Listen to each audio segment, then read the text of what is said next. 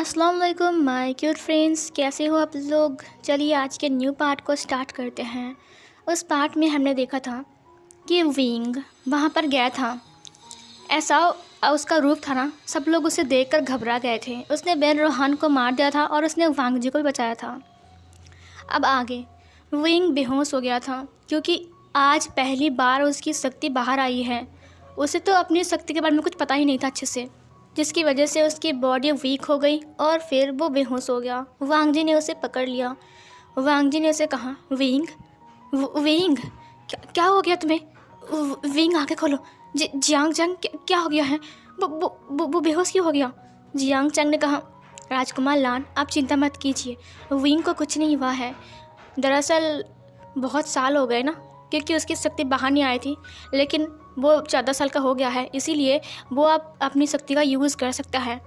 इसीलिए उसकी बॉडी थोड़ा वीक हो गई है, क्योंकि ये उसका फर्स्ट टाइम था। बट अब चिंता मत कीजिए, मुझे लगता है आगे विंग को ऐसी कोई दिक्कत नहीं होगी। वांग जी ने कहा, इसे हमें कबीले में ले जाना चाहिए। जियांग चंग ने कहा, हाँ ज़रूर। वांग जी ने विंग को अपनी बाहों में उठा लिया। ब्राइडल स्टाइल में कैरी करते हुए वो उसे ले जा रहा था। सीन कट होती हैं। हमें विंग को दिखाया जाता है जो कि सोया हुआ था बेड पर। वो जिंगसी में था और सारे खरगोश बेड के नीचे इधर उधर खेल रहे थे और एक दूसरे को स्मेल कर रहे थे। वहाँ पर वांग जी बैठा हुआ था और लान हीलर विंग को चेक कर रहे थे। लान चरण भी था और जिवचुन था और जियांग चंग भी था और लिली जी वहीं पर ही थी। लान हीलर ने कहा, हाँ राजकुमार विंग को कुछ खास चोट नहीं आया है, बस वो कमज़ोर है इसीलिए बेहोश हो गए हैं। आप चिंता मत कीजिए, थोड़ी देर बाद उन्हें होश आ जाएगा। वांग जी ने कहा। फिर सब लोग एक एक करके उस रूम से चले गए। वांग जी जाकर विंग के बेड पर बैठ गया। उसने विंग की फेस को सहलाया अपनी फिंगर से और उसके बाद उसकी बालों को सहलाते हुए कहा, विंग मुझे पता नहीं था कि तुम मेरे लिए वहाँ पर आओगे। तुम्हारा इतना पावर है, माय गॉड। मैं भी तो तुम्हारे सामने बहुत कमज़ोर हूँ। तुम चाहे तो मुझे 2 उंगली से मार सकते हो। तुम इतने पावरफुल हो विंग, मुझे पता ही नहीं था कि मेरा ओमेगा इतना पावरफुल है। वांग जी को होश नहीं था कि उसने बातों ही बातों में विंग को अपना ओमेगा बोल दिया है। उसको जब ये एहसास हुआ तब उसके कान डीप रेड हो गए। उसने विंग की तरफ देखा और अचानक ही उसकी माइंड में कुछ आवाज़ आई, विंग, मेरा विंग कितना क्यूट है। विंग जो कि था वो सोते हुए स्माइल करता है। उसका फेस बहुत ज़्यादा क्यूट लग रहा था। वांग जी ने उसके फॉरहेड पर किस कर लिया। वांग जी को पता नहीं कि उसने क्यों किया, लेकिन बस उसने कर लिया तो उसका फेस भी अब पिंक होने लगता है। वांग जी ने कहा, विंग तुम आराम करो। फिर वांग जी उठ गया और उठने के बाद वो लान कुरैन के पास गया। उसने लान कुरैन से कहा, आपने डिवोर्स पेपर तैयार किया है? लान कुरैन ने कहा, हाँ तैयार कर लिया है, बस कुछ काम बाकी है, थोड़ा लिखावट करना है। और वांग जी ने कहा, मैंने बहुत सारे राज्य में स्क्रॉल भेजा है और मुझे लगता है कि बहुत सारे राजकुमार कल तक आ जाएंगे और हम उनके हाथ में ओमेगास को सौंप सकते हैं। लानकुरन ने कहा, तुम कितने ज़िम्मेदार हो वांग जी ने कहा, मैं नहीं चाहता हूँ कि उनकी लाइफ बर्बाद हो जाए। उन्हें भी अच्छे से जीने का हक है, वो भी इंसान हैं। लानकुरन ने कहा, ओके, तुम लाइब्रेरी पर जाओ और वहाँ से मेरे लिए एक किताब लेकर आओ। उसने किताब के नाम को बोला। लान कुरन की बात सुनकर वांग जी ने कहा, इस किताब का आप क्या करोगे? फिर लान कुरन ने कहा, मुझे कुछ लिखावट की ज़रूरत है, इस कागज़त पर लिखूंगा। उससे पहले मैं एक बार किताब को पढ़ना चाहता हूँ। हमारे लान कबीले की रूल्स अनुसार क्या क्या है, इस सब कुछ मैं देखना चाहता हूँ। वांग जी ने कहा, मैं जाता हूँ। वांग जी ने अपने अंकल को ग्रीट किया, उसके बाद चला गया वो लाइब्रेरी तक। इधर जो ओमेगास थे उन्हें पता था कि लान वांग जी वापस आ गया है और विंग को अभी तक होश नहीं आया है और लान वांग जी उन्हें डिवोर्स करने के लिए पेपर रेडी कर रहे हैं। उन्हें बहुत गुस्सा आ गया था विंग के ऊपर। क्यों विंग को ही क्यों चुना उन्होंने हमें क्यों नहीं चुना? उनकी हिम्मत कैसे हुई ऐसा करने की? उन्होंने हमें रिजेक्ट किया। क्या हम दिखने में अच्छे नहीं हैं?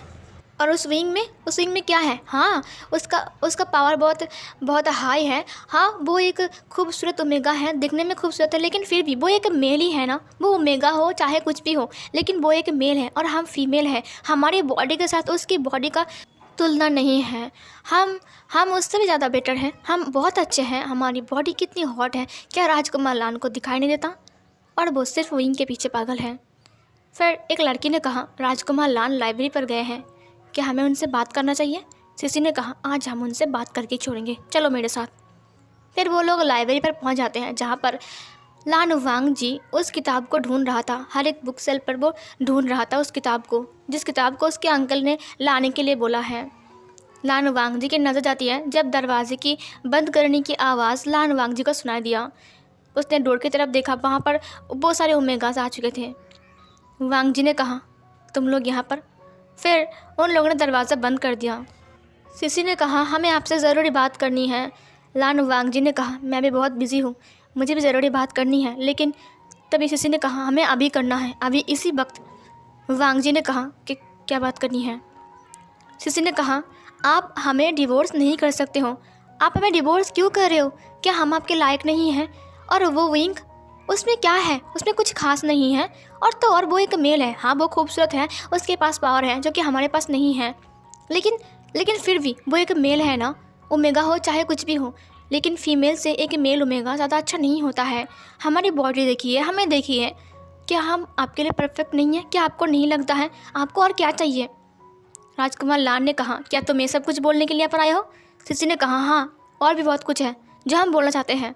वांग जी ने कहा, यहाँ से अभी निकलो। सिसी ने कहा, हम नहीं जाएंगे, आपको हम में से किसी को एक्सेप्ट करना पड़ेगा, उस विंग को छोड़कर। वांग जी ने कहा, मैंने सिलेक्ट कर लिया है, मैंने सिर्फ विंग को ही किया है।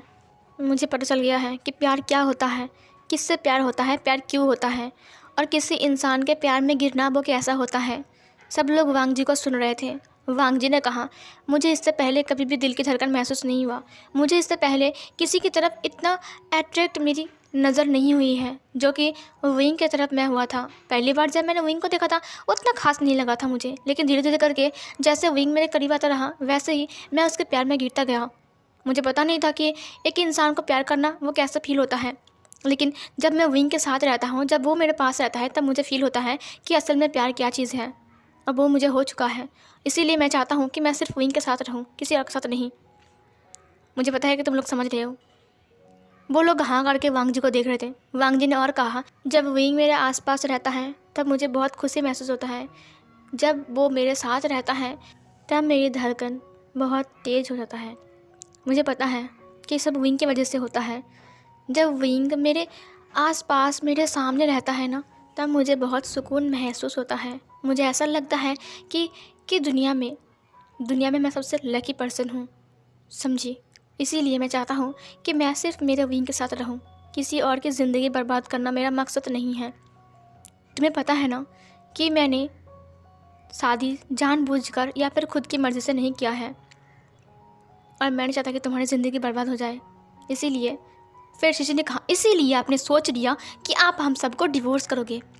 वांग जी ने कहा, मुझे माफ़ कर दो, मुझे पता है कि तुम लोग गुस्से में हो, लेकिन मैं नहीं चाहता कि तुम्हारी ज़िंदगी बर्बाद हो जाए, वो भी मेरी वजह से। शिशि ने कहा, बस कीजिए, आपने बहुत बोल लिया, अब हमारी बारी है। वांग जी ने कहा, देखो मुझे जाने दो, मुझे अंकल से भी बात करना है और एक किताब उन्हें देना है। शिशि ने कहा, हमारे पास क्या कुछ नहीं है, हमारे पास बॉडी है, हम फीमेल हैं, हम खूबसूरत हैं, और फिर भी आप हमें नहीं देखते हो, बस विंग को देखते हो। शिशि ने अपनी अपर लिप्स को ढीला किया। उसने कहा, देखिए मुझे, मैं कितना हॉट हूँ, इसे देखिए, ये कितना हॉट है, हम आपको प्लेजर दे सकते हैं। और वो विंग, वो एक मेल है ना, उसके पास सिर्फ अपना रूप है और उसका पावर है, उसके पास अच्छी सी बॉडी भी नहीं है। वांग जी ने कहा, तुम्हें क्या लगा प्यार सिर्फ बॉडी से होता है, दिल से नहीं होता है? शिशि ने कहा, हाँ, उसे प्यार नहीं बोलते हैं। हमें देखिए, हम कितना ब्यूटीफुल है, हम कितना खूबसूरत है, हमारी बॉडी को देखिए, हमारी कमर देखिए, हमारी चेस्ट को देखिए। वांग जी को बहुत गुस्सा आ रहा था। शिशि ने अपने अपर लिप्स को खोलते हुए कहा, मैं आपको दिखाता हूँ, आपको देखना है? ये बोलकर उसने अपने अपर लिप्स को निकाल दिया। वांग जी ने कहा, तुम क्या कर रहे हो, तुम पागल हो क्या? फिर शिशि ने कहा, नहीं, पागल नहीं, मुझे लगता है कि पागल आप हो। ये बोलकर उसने अपनी इनर लिप्स को खोलने लगा। वांग जी ने कहा, बकवास बंद करो, जाने दो मुझे। शिशि ने कहा, नहीं, हम जाने नहीं देंगे, आज आपको हम में से किसी को सिलेक्ट करना ही पड़ेगा। जैसे ही शिशि अपने इनर लिप्स को खोल रही थी, वैसे ही वांग जी के सामने एक रोशनी आ गई, और वो रोशनी आकर ब्लास्ट हो गया, जिसकी वजह से वो सारे ओमेगास जो थे वो लोग इधर उधर गिर गए, दूर जाकर वो गिरे। कोई दीवार के ऊपर जाकर गिरता है, कोई टेबल के ऊपर गिरता है, कोई दरवाजे के पास गिरता है और सबको चोट लगती है और वो रोप जो था वो खुद उठकर सिसी के पास जाती है और खुद सिसी के बॉडी में चिपक जाता है। वो रोशनी धीरे धीरे करके गायब होती है। वहाँ पर हमारा विंग था और विंग जो कि था गुस्से में उन लड़कियों को देख रहा था। विंग वांग जी के सामने खड़ा था। उसने कहा, आप ठीक तो हो ना?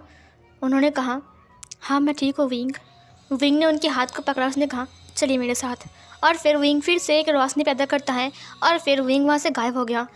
विंग वांग जी को लेकर सीधा लैंचरन के रूम में जाता है और लैंचरन के रूम में जाने के बाद लैंचरन ने कहा, अचानक तुम दोनों वो दोनों अचानक आ गए थे, जिससे लैंचरन शॉक हो गया था।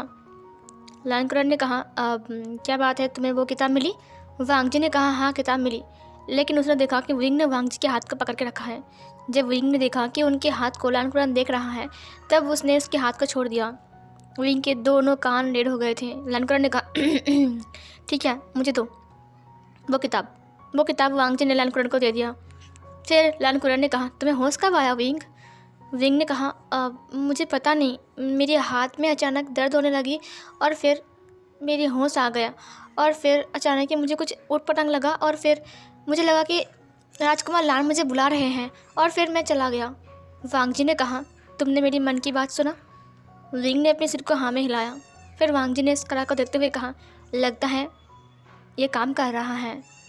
विंग ने कहा, तो फिर सच में आपने मुझे याद किया था?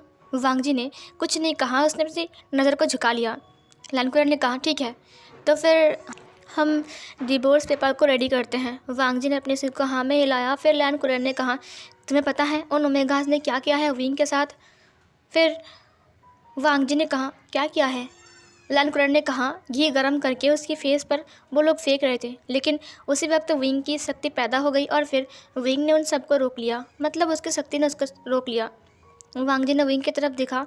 विंग अपनी नज़र को झुकाकर बस खड़ा था। वांग जी ने विंग की तरफ देखते हुए कहा, तुम्हें चोट तो नहीं लगी ना? विंग ने अपने सिर को नाम में हिलाया। वांग जी ने कहा, उनकी हिम्मत कैसे हुई ऐसा करने की? फिर अंकल कुरैन ने कहा, देखो उनसे मुंह लगना बहुत बहुत मुश्किल है, क्योंकि वो लोग अभी बहुत गुस्से में हैं, क्योंकि तुम उन्हें डिवोर्स कर रहे हो और वो तुम विंग को एक्सेप्ट कर रहे हो, इसीलिए वो सब गुस्से में हैं, इसीलिए ऐसा उटपटांग हरकतें वो लोग कर रहे हैं। वांग जी ने कहा, वो लोग माफ़ी के लायक नहीं हैं। और फिर वांग जी उनके पास गया। वांग जी ने कहा, जो लान कबीले का तालिस्मान तुम्हारे पास है वो मुझे वापस कर दो। उन लड़कियों ने कहा, लेकिन क्यों? ये तो शादी के वक्त हमें मिला था ना? वांग जी ने कहा, जो तुम लोग किए उसके बाद तुम उस तालिस्मान को अपने पास नहीं रख सकते हो, मुझे वापस करो। उन लड़कियों ने कहा, राजकुमार लान हमें माफ़ कर दीजिए। वो लोग घुटने टेक कर बैठ गए। लान वांग जी ने कहा, मुझे वो वापस करो। उन लोगों ने कहा, अगर हमने इसे वापस कर दिया तो फिर हम हमारी खूबियों को हमेशा हमेशा के लिए खो देंगे, क्योंकि हमने हमारी खूबियों को वहाँ पर ही रखा है। वांग जी ने कहा, यह तुम्हारी पनिशमेंट है जो तुम लोगों ने किया है, और अभी जो तुम लोग कर रहे थे उसकी वजह से तुम्हारी उस तालिस्मान को मैं छीन रहा हूँ। उन लोगों ने कहा, राजकुमार लान हमें माफ़ कर दीजिए, प्लीज़ ऐसा मत कीजिए। विंग वहाँ पर आ गया। उसने कहा, राजकुमार लान शांत हो जाइए, ऐसा मत कीजिए। वांग जी ने कहा, नहीं, इन लोगों ने आज जो किया और उस दिन तुम्हारे साथ जो किया, मुझे लगता है कि इन लोग माफ़ी के लायक नहीं हैं। मुझे वो तालिस्मान वापस करो, अभी के अभी। उन लोगों ने अपनी रुप्स के अंदर से उसको बाहर निकाला और फिर 2 डिसिपल आकर उनके तालिस्मान को छीन लिया और फिर लान वांग जी को दे दिया, और लान वांग जी ने एक हाथ में ही उसको लेकर जला दिया। और वो सारे ओमेगास रो रहे थे। वांग जी ने कहा, मैंने बहुत सारे राज्य में स्क्रॉल भेजा है तुम्हारे लिए, राजकुमार कल आ जाएंगे और तुम्हारा हाथ मैं उनके हाथ में दूंगा। ये सुनकर उन लोगों की आंखें चमकने लगती हैं। वो लोग लान वांग जी को और विंग को देख रहे थे।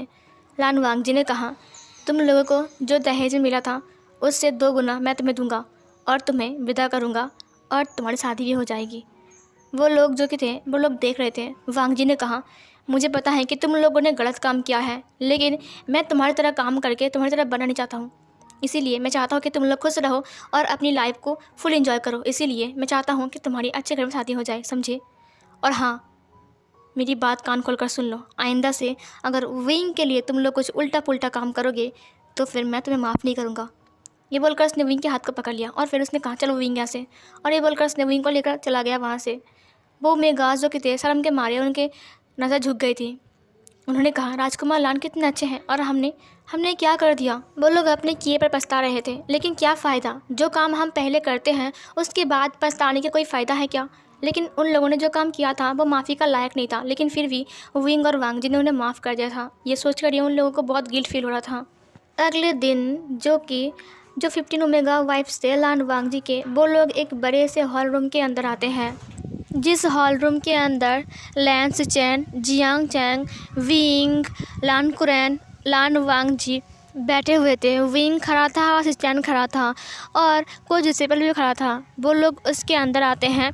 वांग जी एक एक कागज़ पर अपना सिग्नेचर करता है और उसके बाद वो एक एक ओमेगा आती है और फिर वो लोग भी सिग्नेचर करते हैं और फिर उनकी डिवोर्स होती है। लान वांग जी एक एक करके सारे के सारे ओमेगास को डिवोर्स देते हैं।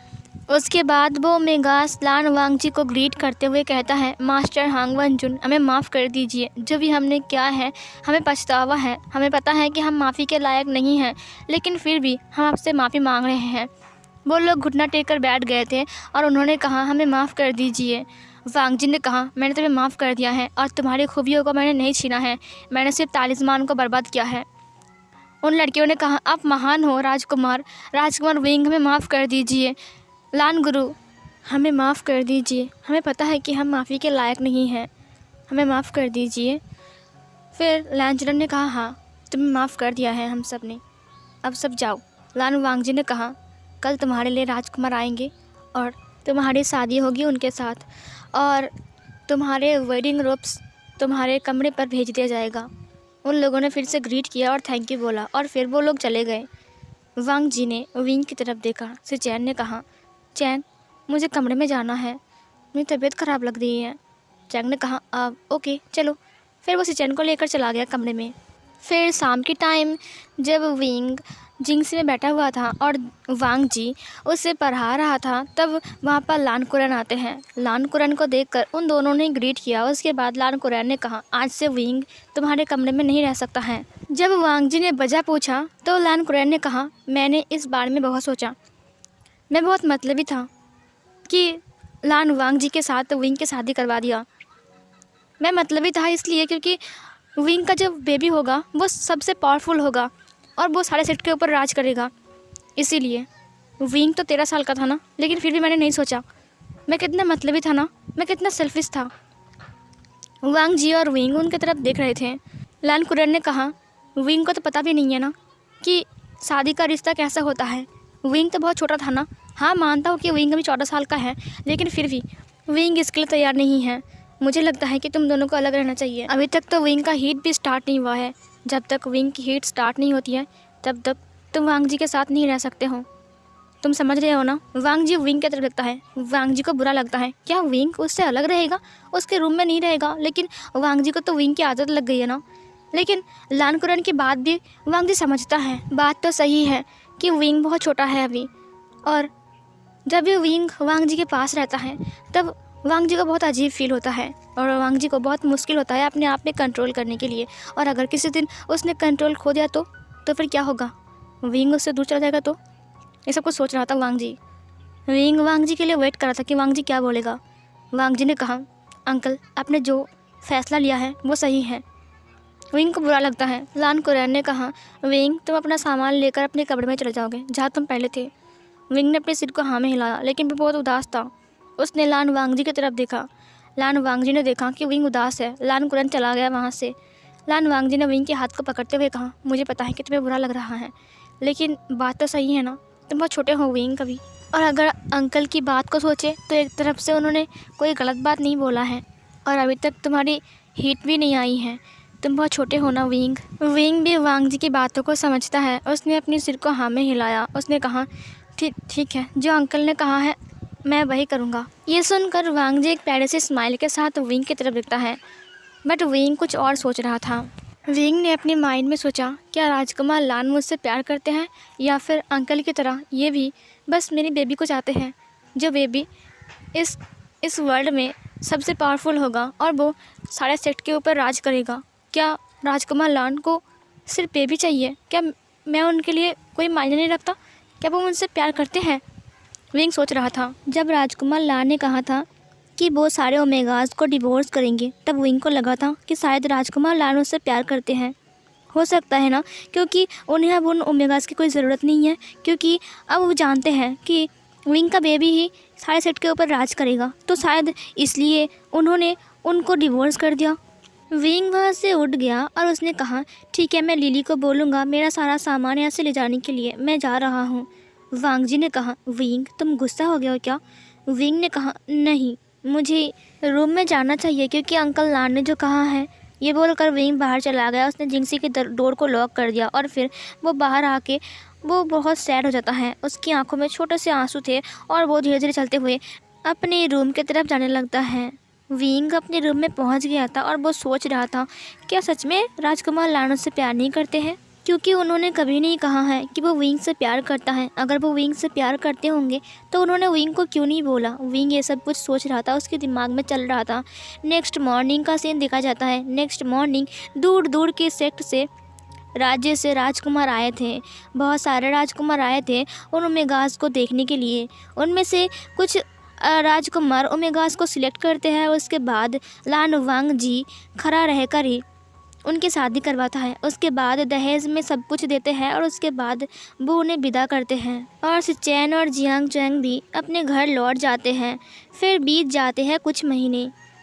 विंग को ऐसा ही लगता है कि राजकुमार लान उसे प्यार नहीं करते हैं, क्योंकि लान वांग जी ने अभी तक अपना लव कॉन्फेस नहीं किया था। विंग को लगता है कि राजकुमार लान उसके बच्चे के लिए ही उसके साथ है। विंग बहुत उदास रहता है, लेकिन राजकुमार लान को कुछ खबर नहीं है। उसे लगता है कि विंग चुपचाप है, मतलब वो खुश है। उसने कई बार कोशिश किया कि विंग को अपने दिल की बात बताए, लेकिन वो बता ही नहीं पा रहा था। वो इतना ज़्यादा नर्वस फील करता है।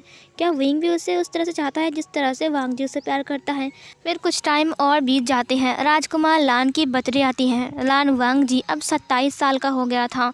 विंग ने राजकुमार लान को बर्थडे के दिन एक बहुत खूबसूरत सा एक ताज गिफ्ट किया था, जो विंग ने खुद अपने हाथों से बनाया था। वांग जी बहुत खुश था। वांग जी उस ताज को अपने सिर पर पहन लिया था। उसे बहुत पसंद था कि विंग ने उसे बना कर दिया है और वो हर वक्त उसे पहनता फिरता था। विंग को लगता था कि शायद वो उसे दिखाने के लिए वो ताज पहन रहा है और घूम रहा है, लेकिन धीरे धीरे करके विंग का ये गलतफहमी दूर होती है। टाइम बीतती रहती है और वांग जी का बिहेव देखकर विंग का माइंड चेंज होने लगता है। उसे ऐसा लगता है कि शायद लान वांग जी से पसंद करता होगा, क्योंकि लान वांग जी उसका बहुत ख्याल रखता है, उसके साथ टाइम स्पेंड करता है। हाँ, वो लोग नाइट में साथ में नहीं रहते हैं, लेकिन दिन में वो दोनों साथ में रहते हैं, काम भी करते हैं। विंग को म्यूज़िक सिखाता है, हैंड राइटिंग की प्रैक्टिस करवाता है, पढ़ाता है, रूल्स सिखाता है और बहुत कुछ। उसके लिए कभी कभी खाना भी बनाता है। धीरे धीरे करके और कुछ वक्त बीत जाते हैं।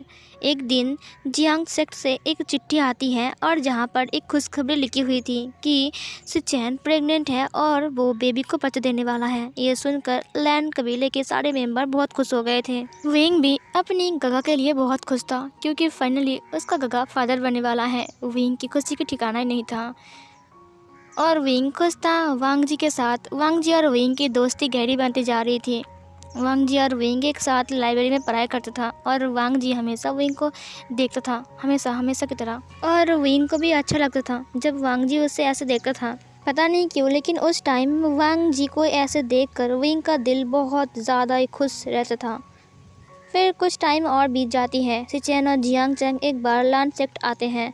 लान कबीले में आने के बाद जियांग चैंग ने कहा, सिचैन को अपने घर की याद आ रही थी, इसीलिए सिचैन यहाँ पर कुछ दिन रहने वाला है। ये सुनकर तो लैन कुरन बहुत खुश था, क्योंकि सिचैन अभी प्रेग्नेंट है और वो उसका ख्याल अच्छे से रख सकता है, क्योंकि वो अभी लान कबीले में रहेगा। इधर जियांग चैंग जो कि था वो लान वांग जी के पास आता है, जहाँ पर लान वांग जी विंग को म्यूज़िक सिखा रहा था। वो विंग के पास आता है। जियांग चैंग ने पहले लान वांग जी को ग्रीट किया, उसके बाद लान वांग जी ने भी जियांग चैंग को ग्रीट किया। फिर जियांग चैंग ने कहा, मुझे आपसे कुछ ज़रूरी बात बतानी है। फिर लान वांग जी ने कहा, हाँ बताइए।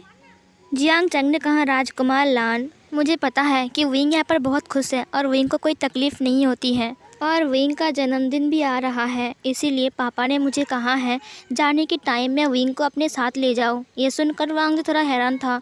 जियांग चैंग ने कहा, पापा चाहते हैं कि इस बार का जन्मदिन विंग लोटस प्यार में मनाए हमारे फैमिली के साथ। ये सुनकर वांग जी थोड़ा सा अपसेट हो गया था। जियांग चैंग ने कहा, हम चाहते हैं कि आप भी हमारे साथ चलो। तभी वांग जी ने कहा, मैं इस कबीले का कुल प्रमुख हूँ, अगर मैं चला गया तो इस कबीले का क्या होगा। और तो और गगा की तबीयत ख़राब है और मेरे अंकल की भी। अंकल की उम्र बढ़ रही है, मैं नहीं जा सकता हूँ। फिर जियांग चैंग ने कहा, आप नहीं जा रहे हो तो फिर विंग, क्या मैं विंग को जा सकता हूँ लेकर? मुझे आपकी परमिशन चाहिए क्योंकि आप उसका हस्बैंड हो।